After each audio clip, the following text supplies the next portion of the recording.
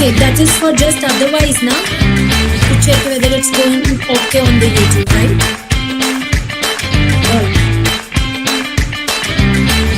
Sir, you are not audible.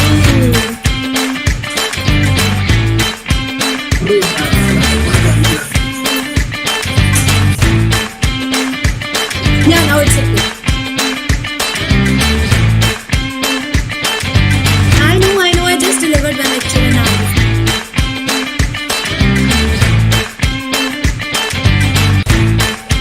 Do I need to go online? I see you will be taking me online.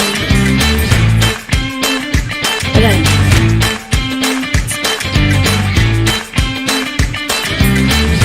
All right.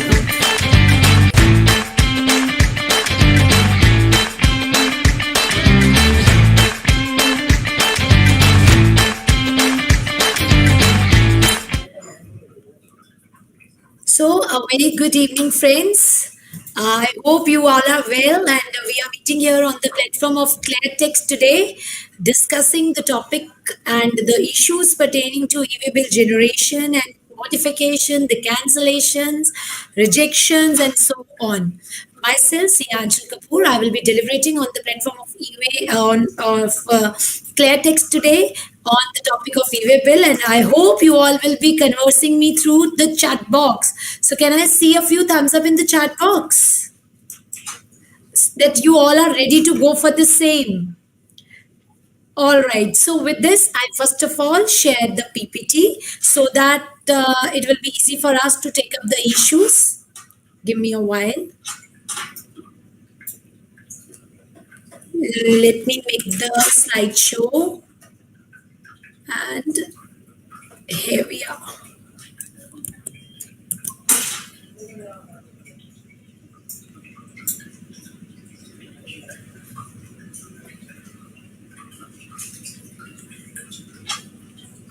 Right. I hope you all can see the PPT now on your screens.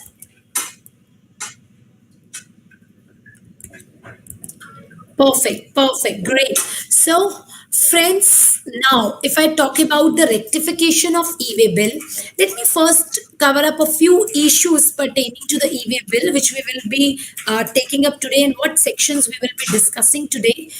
If I talk about e-way bill, this entire mechanism starts with section 68.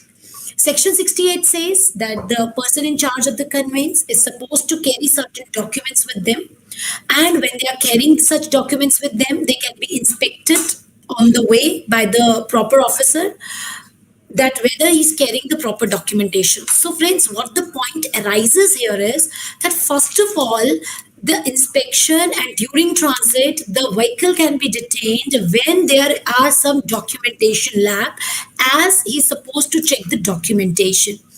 What are the documentation? That various rules have been prescribed. 138A, what are the documented devices are required to be carried by the person in charge of the conveyance, how those should be verified.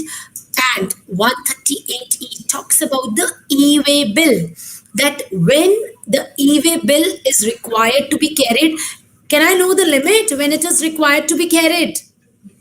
Yes, it is required to be carried when the interstate movement is exceeding 50,000 rupees. Right, absolutely correct. So when it is exceeding 50,000 rupees, then we are supposed to carry it. And for intrastate movement, they have their own, every state have their own set limits for the same. If I talk about the penalties, so let me talk about that. Section 122 talks about the penalty for certain offences, in which even if the e-way bill is not there, the penalty can be levied for lapse of documentation. Section 129 talks about the detention, seizure, and release of goods and conveyance in transit. Now, when 129 comes into picture, 129 is a penalty in motion. When your goods are moving from one place to another, in that case, if during the transit the documentation lapse is found, the vehicle, your goods can be detained and it can be seized. After that comes the section 130, which is confiscation. So if I talk about when e-way bill is not there. So these are the penalties under 122, 129, and 130 that can be imposed, and even the goods can be confiscated under section 130. We will also be talking about the interplay of 129 and 30, but for the time being, let's start with the basic provisions of e-way bill. Friends, when to generate an e-way bill? Yes, when the consignment value of the consignment increases 50,000, 50K. So in that case, and what about if all the consignments in the conveyance are below 50,000? Even if the total consignment value of all the consignment taken together exceeds 50,000 rupees, no e-way bill is required. When I talk about the consignment value, it will be inclusive of tax, but it will not include the value of exempt supplies. Yes, in case of exempt supplies, it's only the de-oiled cake that requires e-way bill. Otherwise, no e-way bill is required for any sort of other exempted goods. However, if it is job work, interstate movement relating to job work, as you all know that there are certain benefits which are provided to the job worker. This says, irrespective of the limit of 50,000 rupees, the person is supposed to do the e-way bill for the interstate movement of goods on account of job work. Right now, same is the case of handicraft goods also, because there also we have been provided the benefits. So here also they have mentioned that e-way bill in case of interstate movement of handicraft goods by the casual taxable person, irrespective of the limit of 50,000, we are supposed to generate the e-way bill. So if I talk about the limits, we have learned that 50,000 limit, consignment taken together, not to be considered in a conveyance, but please make it sure. If it is found that it has deliberately been done, same consignor, same consignee, same transport, same destination, but still you have split the consignment just to avoid the e-way bill, the veil can be lifted. And then the revenue can go beyond that. But otherwise, if it is multiple consignments belonging to different consignor or consignee, it is not required. Right? Now, let's move forward. Validity of e-way bill. Previously, it used to be 100 kilometers one day, but then government increased it. Although I would say they have not considered the infrastructure of the country, but now it is for every 200 kilometers, one day is given. So it's one day up to 200 kilometers if it is not an over-dimensional cargo, and for every 200 kilometers, one additional day. And one thing more, when this one day will be starting from? When you have generated the e-way bill? No. When you are generating the e-way bill, the midnight of that day, means if I am generating it right now at 5:10 on 22nd of December, 24 hours will be starting from 12 midnight of 23rd, the day new starting, will continue up to 24th midnight. So 24 hours will be counted like this, right? If it is an over-dimensional cargo, one day in case of an over-dimensional cargo for every 20 kilometers. And for every 20 kilometers, we get one additional day in case of over-dimensional cargo. Friends, Commissioner, if he wants, may extend the validity of e-way bill for certain category of goods, some due to the exceptional nature, including the transshipments, the goods get damaged. Please mind it, I'm talking about exceptional nature. The goods cannot be transported within the validity period. Like you saw just due to the lockdown, it could not be. So the transporter in that case may extend the validity. After updating, friends, e-way bill has two parts. Part A, Part B.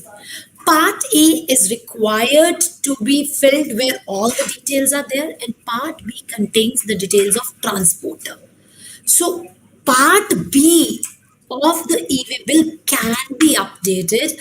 Let's suppose truck number one was carrying the goods. It break down. The goods were to be shifted to truck number B, two. So in that case, part B with the truck number two will be there, and then no separate e-waybill will be required, but only the part B can be updated.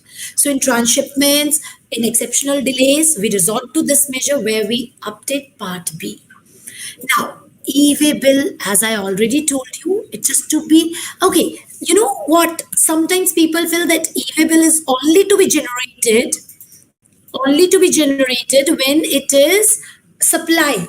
No, e-way bill is to be generated even if it is supply, even if it is other than supply. Maybe the goods going for job work, maybe the goods going for a sale on approval basis, may it be the normal movement of goods. Let's suppose you purchased a television and you are going to carry it. It carries a value more than 50,000 rupees. It is a new item. Other than the used personal effect, you are supposed to do the e-way bill, right? So e-way bill is required on supply as well as on inward supply, even it is from an unregistered person, other than the supplies, including the personal usage, personal effects, used personal effects, second hand goods के लिए we don't require the e-way bill, but otherwise it is required for each and every movement, provided it is through a motorized vehicle. So yes, if it is below 50,000 rupees or up, then in that case, to generate e-way bill is optional. It's not like if you want, you can. Like in jewelry, we don't require e-way bill. If you want, you can. Right? Now, first case we talk about if both the supplier and recipient are registered. Friends, law put the responsibility on the registered person who causes the movement of the goods. It is the duty of the e-way bill generation comes on to the supplier. If both are registered, then it is the supplier who is supposed to generate the e-way bill. And in case supplier is registered but recipient is unregistered, then also it will be generated by the supplier. But if supplier is unregistered and recipient is registered, the e-way bill generation shifts onto the recipient. So does that mean if both are unregistered, no e-way bill will be required? No, not at all. Even if both are unregistered, you can still do the e-way bill. There is an option given under that tab where you can, even an unregistered person can generate the e-way bill. So if supplier and recipient both are registered, duty of e-way bill generation moves on to the transporter, but still if it can be done by the unregistered person at his option. So duty shifts onto the transporter if the amount is exceeding 50,000 and it's a motorized conveyance. But still, even an unregistered person can generate the e-way bill. Okay, let me ask you one question. I am not transporting the goods through the transporter. Rather, it is moving through the courier agency. Still, we require e-way bill if it is exceeding 50,000 rupees? Yes or no? Answer is yes. Even if it is courier agency, it will step into the shoes of the transporter. Even if it is public transport, e-way bill is compulsory. Even if it is railway, yeah, in railway they give you an option that you can generate the e-way bill even before or after the commencement of the movement. But the goods will not be cleared in railways until or unless you present e-way bill over there. So may it be courier agency, may it be public transport, may it be railway. We just put the PNR numbers, we put the airline numbers if it is through air transportation, public transportation, even if you are using, so you are supposed to generate the e-way bill. One thing more, many people have this misconception that if we are delivering the goods within a 50 kilometers of area, although it is through motorized conveyance, although it is exceeding 50,000 rupees, we are not supposed to do the e-way bill. No, my dear friends. The limit of 50 kilometers is only from the business premises to the transporter. If your transporter is within a 50 kilometers or 50 kilometers of range, then you are not supposed to do the e-way bill. Have a look. Consigner is here at Amritsar. Consignee is at Delhi. Transporter. Now you have to make the goods available to the transporter. In this case, if transporter is within 50 kilometers, you are not supposed to fill the part B. Reason, look, let's suppose the transporter is a truck and you are hiring a tempo to make the goods available to the transporter at his place. So you need not to update part B with the tempo number. So directly the transporter details can be filled in, provided if the transporter is within range of 50 kilometers, the part B updation is not necessary. When your goods will reach the actual transporter, he himself will generate or fill the part B, in case you have not filled it with the vehicle, with the truck, which will be carrying your goods. Right? So some people says, okay, the shop is very nearby. It's just next. The goods are being transported in a motorized conveyance. Still, we are not supposed to do so because it is within 50 kilometers. No. Even if you are transporting the goods to the next lane and it is being carried over by a motorized conveyance, still you are supposed to do the e-way bill. The limit of 50K is only and only for the transport. Now, let me come to the generation and modification part. Friends, there are two ways of generating the e-way bills, right? In case, if I talk about that, what are the two ways? You can use the web portal or you can even use the SMS for the generation of the e-way bill. If you are, but please make it sure, if you are going to make multiple e-way bills, you have to use the web facility. And if you're generating single e-way bill or you do not have the facility of website access, then you can also use the SMS facility. There is a particular format like EVBG, proper e-way generation request, everything needs to be clear cut specified. You have to type the message in that particular way and you have to send it through your registered mobile number for the generation or cancellation of e-way bill, and input against each code giving a single space. It will be validated, wait for the validation, verify, and then you can proceed. For suppliers who want to generate the e-way bill, this SMS request is to be in a particular format. This transaction type, the PIN code, invoice number, invoice date, total value, HSN code, SMS to be sent through the registered mobile number of the state which you are operating. Like it's for Karnataka, it is this number, so you will be using that number. And this is how the draft SMS will look like by Mr. A, who is in Bangalore and is delivering the goods, right? If there is a message as follows is received as reply instantly, if no errors, e-way bill generated successfully. You will get the e-way bill number and the date, right? So we could see that even the e-way bill generation facility is available through SMS as well as through the web portal. If the consignments that are intended to be transported in one conveyance, transporter can make a consolidated e-way bill also, indicating the number of each e-way bill generated in respect of each consignment electronically, and he can make a consolidated e-way bill on the common portal, so then he need not to have the multiple e-way bills. Okay, let me ask you one more question. Do we need to carry the hard copy of invoice? Do we need to carry the hard copy of invoice? The answer to it is yes. E-way bill number is sufficient if it is written even on the top of the invoice. But if it is a normal invoice and not an e-invoice, it needs to be physically carried. But if it is an e-invoice, then it can be carried up in digital form itself.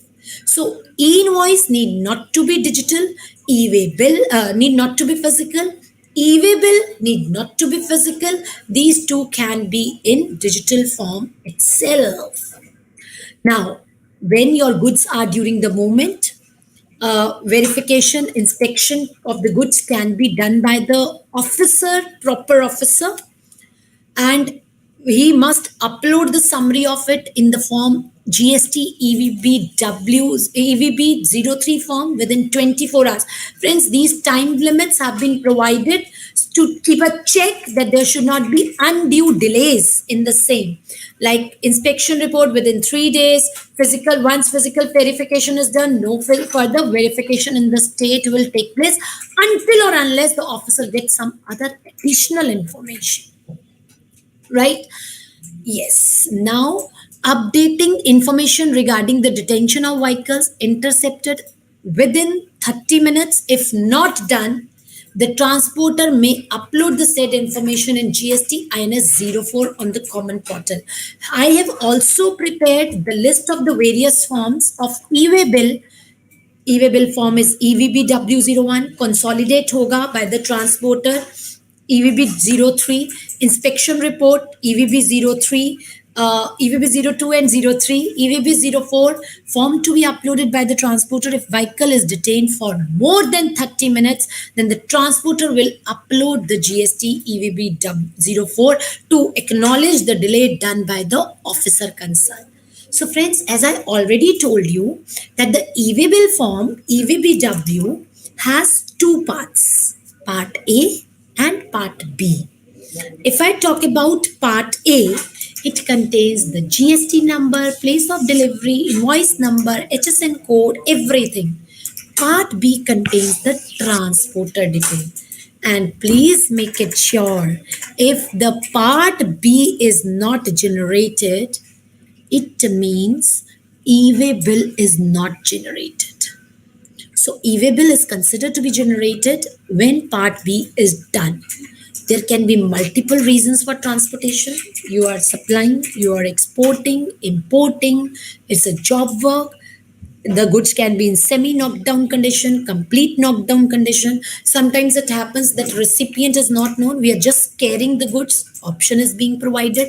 Line sales. You must have seen the bread vendors coming in the morning, carrying the goods with them, moving in a line, providing the breads to every store. So that is inline sale. You keep on moving. You keep on giving the goods.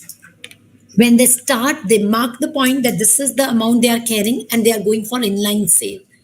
Even if it is sale return, you are carrying the goods for exhibitions of fairs for your own personal use. If it is not second-hand goods and the value is exceeding 50,000, all these needs to be stated therein. The PIN code will must be clearly mentioned therein. Otherwise, if the PIN code is wrong, you can be charged with the penal amount.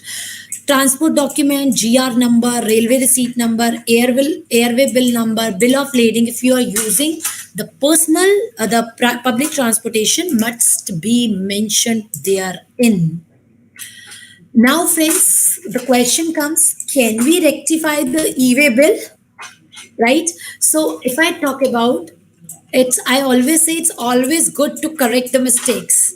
But somewhere I feel that GST does not believe in this so.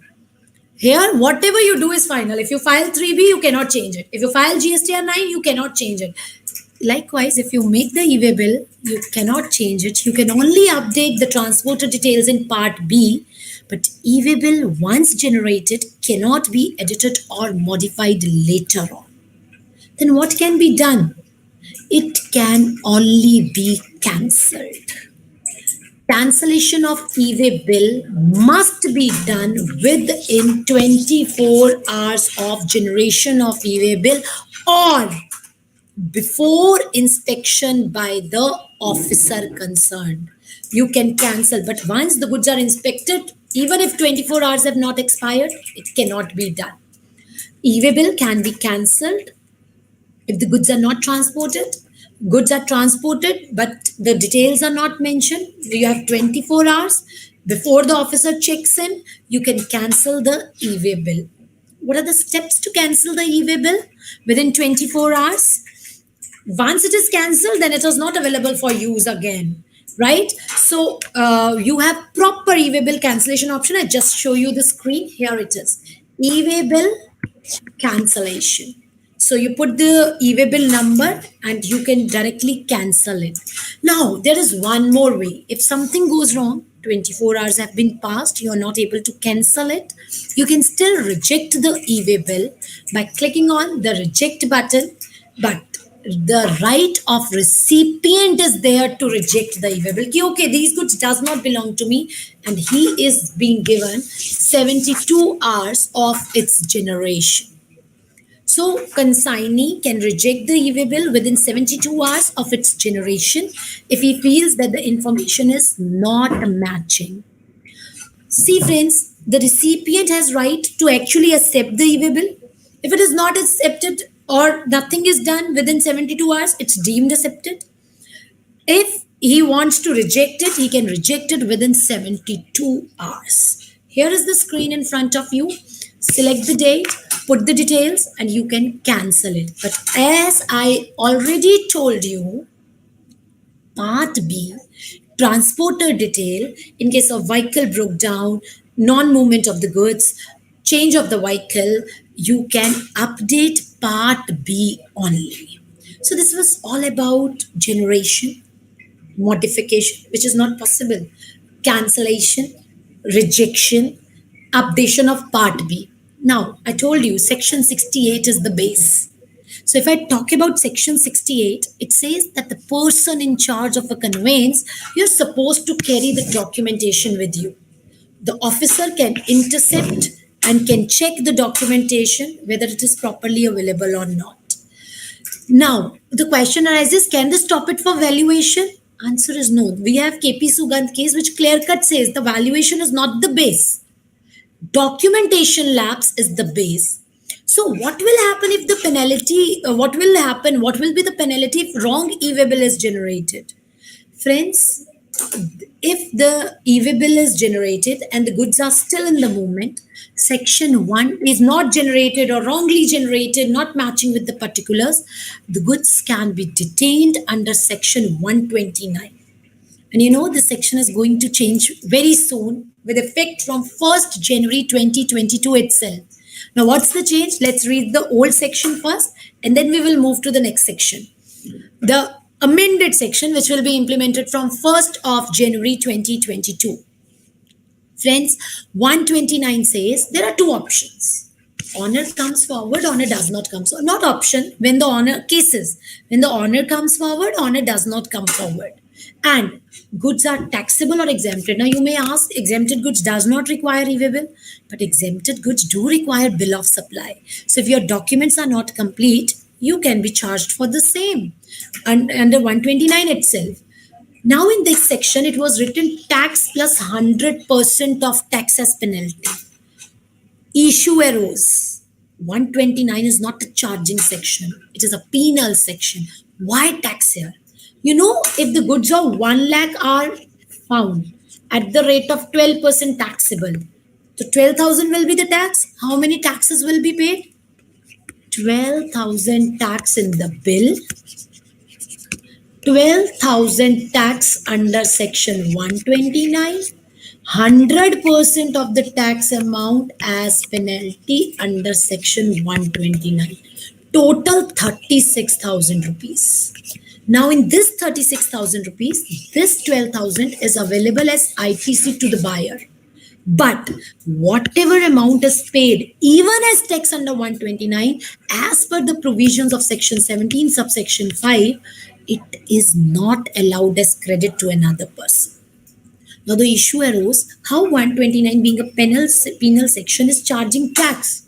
Government listened to it and they said, okay, no tax under 129. We get happy, okay, on now we have to pay 24,000. No, they doubled the penalty amount to 200%. Have a look.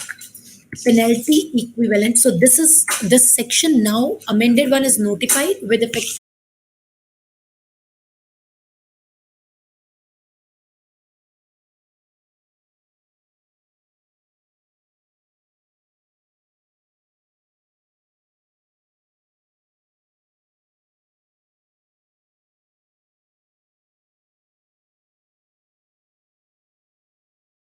Small errors, it should not be invoked. And one more thing, friends, if there are, let's suppose, 50 consignments or 5,000 kgs, only 2,000 you have correct invoice, penalty can be levied only on the difference of 3,000, not on the entire consignment. Not be invoked, right? And one more thing, so if there are, let's suppose, 50 consignments are the penal 5,000 kgs and only 2,000 you have correct invoice, penalty. An important point comes, the difference of 3,000. Assessee says not on the entire 129. The officer says why not direct confiscation under 130. 129. So now I am giving you certain points. We have got the judgment by Honorable Supreme High Court. An important point comes, which says 129 not on the entire 129.